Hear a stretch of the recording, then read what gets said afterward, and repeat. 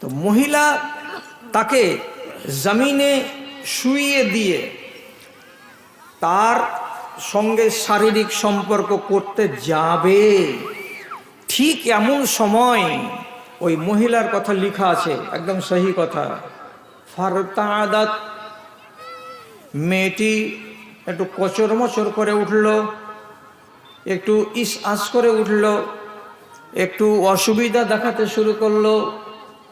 তখন এই জালেম ডাকাত বলছে, এমনটা কেন করছো তুমি? যে কাজটা করতে যাচ্ছি এটা হলো সুখের কাজ। এই কাজ করার টাইমে দুটোই মানুষকে শান্তিতে থাকতে হয়। চঞ্চল হলে পারা যায় না, লাফালাফি করলে চলে না, দাপাদাপি করলে চলে না। কাজে শান্তশিষ্টভাবে পড়ে থাকো এবং ঠিক শান্তশিষ্টভাবে তোমার শরীরটা থেকে আমাকে লাভবান হতে দাও, আমাকে উপভোগ করতে দাও। এমন হিলাহিলি নড়ানড়ি এমন কেন করছো বুঝতে পারি না।